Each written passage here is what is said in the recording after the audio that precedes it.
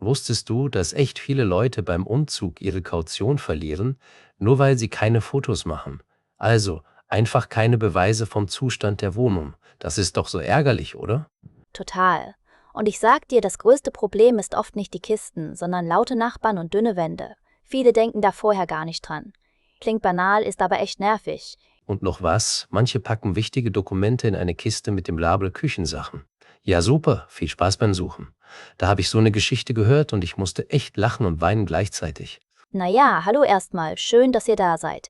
Wir quatschen heute über Umzug in ein neues Zuhause, Planung, Fehler, Nachbarn, Haustiere, alles. Also Kaffee holen und los geht's. Willkommen, ich bin Tim. Und ja, wir haben beide schon ein paar Umzüge hinter uns, mit allen Höhen und Tiefen. Heute teilen wir einfach, was wirklich hilft. Tim, fangen wir mal ganz praktisch an. Was machst du als erstes, wenn klar ist, ich ziehe um? Also wirklich der erste Schritt. Ich setze mir ein Datum und mache eine kleine Liste, aber wirklich klein, sonst geht's unter. 3 Sachen, Kartons besorgen, Adressen sammeln und Strom, Wasser, Internet ummelden. Mehr nicht für den Anfang. Ja, und bei Kartons, ich nehme nicht nur neu, Freunde fragen, Supermarkt und so. Aber ich klebe immer groß drauf, was drin ist und in welches Zimmer es soll, sonst endet das im Chaos. Stimmt. Und ich packe eine erste Nachtkiste. Da kommt rein Zahnbürste, frische Kleidung, Ladegeräte, Snacks, Klopapier, eine Lampe, Müllbeutel und wichtig, die Kaffeemaschine. Ohne Kaffee bin ich verloren. Haha, ja. Und ganz wichtig, alle wichtigen Papiere extra in eine Tasche. Ausweis, Mietvertrag, vielleicht Versicherungen. Und bitte nicht den Küchensachen. Ich kenne da jemanden, der das genauso gemacht hat. Ja, ich fühle mich ertappt. Das Ende vom Lied, ich habe die Papiere am 3. Tag gefunden, zwischen Töpfen. Seitdem habe ich so eine kleine Dokumentenmappe, die ich bei mir trage. Fertig. Apropos Dokumente, viele vergessen die Übergabe. Also, wenn man eine neue Wohnung bekommt, mach bitte Fotos und ein Video. Ein Videorundgang heißt, einmal langsam mit dem Handy durch alle Räume, auch Decke und Boden. Genau. Und sprich dabei ruhig rein. Hier ist schon ein Kratzer an der Tür. Dann hat man das Datum und die Stimme. Das ist super, wenn später jemand sagt, der Schaden war von dir. Beweis ist Beweis. Vielleicht kurz erklären, Kaution, das ist das Geld, das du am Anfang zahlst, so eine Sicherheit. Wenn am Ende was kaputt ist, kann der Vermieter Geld einbehalten. Ohne Beweise ist das echt schwer zu klären. Ja, und so ein Übergabeprotokoll ist einfach eine Liste vom Zustand der Wohnung. Wenn es das nicht gibt, machst du halt dein eigenes mit Fotos. Ist nicht schön, aber hilft. Es gibt auch den Tipp, eine extra E-Mail-Adresse nur für alles rund ums Zuhause zu machen. Fand ich zuerst komisch, aber es ist mega praktisch. Dann sind Strom, Internet, Verträge alle an einem Ort. Stimmt, der Posteingang bleibt sauber. Und noch ein Trick, nenn die Ordner ganz simpel wie Wohnung neu, Zählerstände, Verträge. Nicht zu kompliziert, sonst suchst du wieder ewig. Stichwort Zählerstände, am Einzugstag Fotos machen von Strom, Wasser, Gas.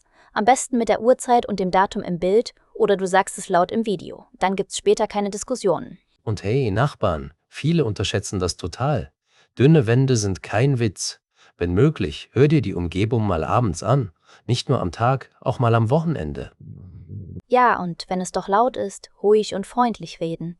Nicht gleich sauer werden. Oft kennen die Leute die Wirkung gar nicht. Und wenn es nicht besser wird, dann Schritt für Schritt, Hausverwaltung, Mediationsstelle, sowas.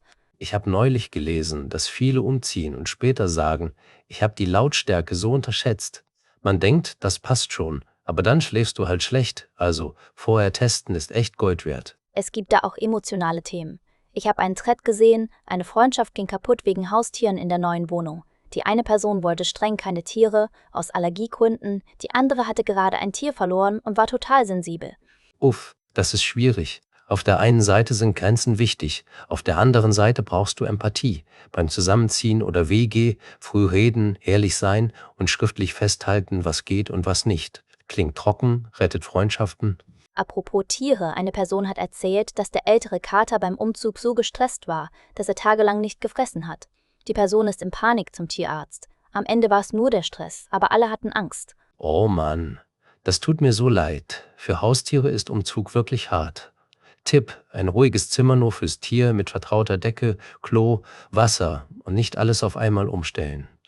Langsam ist besser. Und keine großen Parfums, neue Düfte, laute Musik am ersten Tag. Tiere brauchen Ruhe. Bei Hunden hilft auch, vorher ein paar Mal zur neuen Gegend zu gehen, damit sie die Wege kennen. Einfach kleine Runden machen. Jetzt mal was Kontroverses. Manche sagen, sie verkaufen ihr Haus, um früher in Rente zu gehen. Wegen der hohen Preise jetzt. Einige nennen das clever, andere sagen, das ist verrückt, weil dann das Zuhausegefühl weg ist. Ja, ich habe das auch gelesen. Ich verstehe beide Seiten. Finanziell kann es Sinn machen, aber Gefühle sind halt stark, besonders bei einem Familienhaus. Wichtig ist, ehrlich zu rechnen und auch ans Herz zu denken. Bei so großen Entscheidungen hilft vielleicht eine unabhängige Beratung und ein Probewohnen in kleiner. Also mal 2 Wochen in einer kleineren Wohnung testen, wenn es geht. Dann merkt man, ob es passt. Zurück zum Packen, schwere Sachen nach unten, leichte nach oben. Bücherkisten klein halten, sonst bricht dir der Rücken.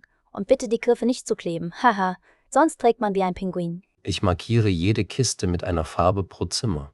Blau für Küche, gelb fürs Bad und so. Das spart Zeit beim Tragen. Und ich nummeriere sie auch 1, 2, 3 mit einer kleinen Liste, was ungefähr drin ist. Gute Idee. Und mach eine Kiste nur für Werkzeug, Schraubenzieher, Dübel, Maßband, Klebeband, Glühbirnen, Mehrfachsteckdosen. Wenn du die suchst, steht der ganze Umzug still. Hatte ich schon, war doof. Internet nicht vergessen. Frühzeitig ummelden und fragen, ob der Anschluss wirklich aktiv ist. Sonst sitzt du da ohne Netz. Und zur Not vorher eine mobile Lösung planen, so ein Hotspot mit genug Daten. Bei der Adresse hilft ein Nachsenauftrag bei der Post. Das ist ein Service, der die Briefe zur neuen Adresse schickt. So verpasst du keine wichtigen Sachen wie Rechnungen oder Arztbriefe. Und dann alle Stellen updaten. Bank, Arbeit, Versicherung, Arztpraxis, Vereine. Ich schreibe mir eine Liste und hake ab, sonst geht sicher was unter und dann suchst du wieder. Am Umzugstag selbst Essen und Trinken für Helfer nicht vergessen. Ein paar belegte Brötchen, Obst, Wasser, Kaffee. Gute Laune hilft beim Tragen, ehrlich. Musik auch, aber nicht zu laut wegen Nachbarn. Und bitte Pausen machen. Rücken gerade halten, in die Knie gehen beim Heben. Handschuhe sind super. Ich hatte einmal keine und zack, blutige Finger. Nicht cool. Wenn ihr mit Profis zieht, checkt die Versicherung. Was ist abgedeckt, wenn was kaputt geht?